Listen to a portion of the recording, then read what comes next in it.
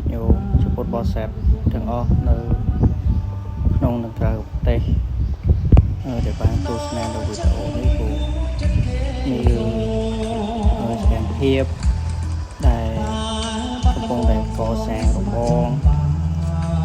đài thật nơi thả bọt bột thì cũng thật nơi cùng bởi những không con sắt sọc tập chu khai tập bột của nó cũng mô rồi cái rồiហើយឥឡូវនេះកំពុងតែបន្តពូចាក់គឺក៏ធ្វើជាចាប់ជីសពូក៏បានហើយជាបន្តបន្ទាប់អញ្ចឹងក៏នៅតែចាប់ផ្ដើមធ្វើបន្តហើយក៏បាន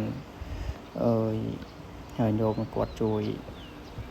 សេឈ្មោះឬក៏ស្លាកឈ្មោះជាអក្សរផុសផងដែរដែលញោមឧបាសិកាហុកដុលវួចនិងដួងកសលហើយក៏លោកដោយសុខឡាវលោកអីគឺគាត់គ្រួសាររបស់គាត់ហ្នឹងគឺចូលរួមចំនួន14ប្រឡោះឯនោះព្រោះគាត់ចូលរួម4ប្រឡោះហើយមានញាតិញោមផ្សេងទៀតដូចជាញោមលេនកាន់ជាដើមហើយនឹងញាតិញោមនៅសហរដ្ឋអាមេរិកផងដែរគាត់ចូលរួមបានចំនួន4ប្រឡោះទៀតញោមណាព្រោះអញ្ចឹងដល់ពេល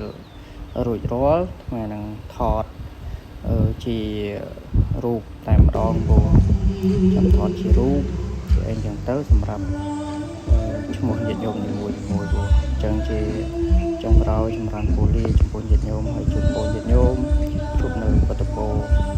របស់ព្រះទាំងឡាយ4ប្រការគឺអាយុវណ្ណៈសុខៈពលៈ